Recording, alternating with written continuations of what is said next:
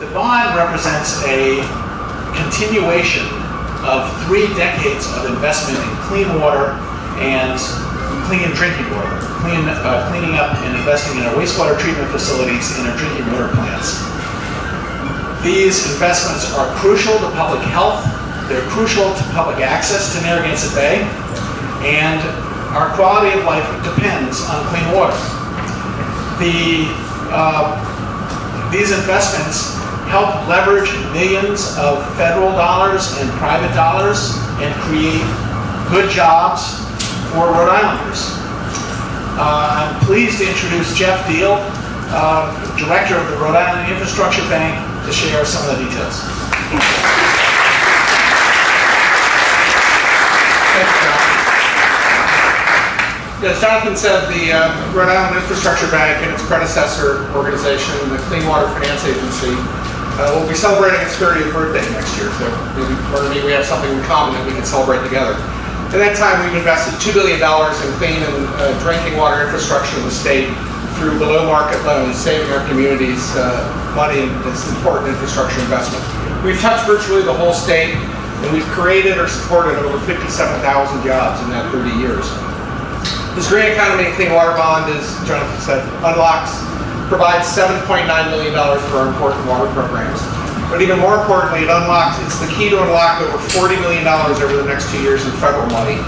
And that money enables us to raise between $200 and $300 million additionally through green bonds issued to private sector investors. That money enables us to invest in that infrastructure. And in addition, the Green Economy Bond also provides $5 million of additional grants for climate resiliency wastewater treatment facilities that can be partnered with our loans. But why is this important? Again, as I said, $7.9 million from this bond enables us to invest between $250 and $350 million over the next couple of years in drinking water and wastewater treatment and stormwater management. That clearly is going to improve the economy, support jobs, and make the state a better place.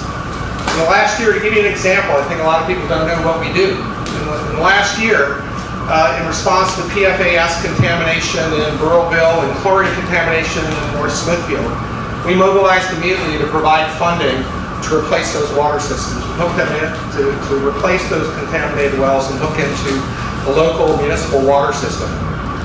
We completely replaced a water system, unhealthy drinking water system, a low-income economy or low-income community in Tiverton. We've also worked with the mayor and Providence Water to provide $1 million of interest-free loans to Providence homeowners to replace lead pipe services. But we also do big projects. We invested $20 million in Warren's wastewater treatment facility to upgrade and harden it against sea level rise and extreme weather events so it can handle flooding much more easily.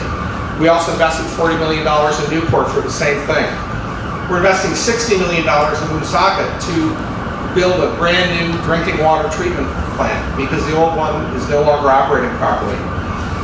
More importantly for me, we've invested $17 million in interest-free loans to homeowners across the state to remediate cesspools and improve broken septic systems.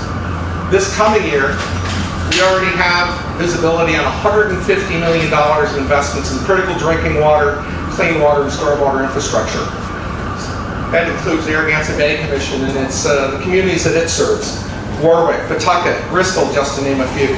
We're also going to be fixing a landfill in Block Island that in weather like this leaks garbage into the bay. It ends up on the shore across the bay and on the island itself.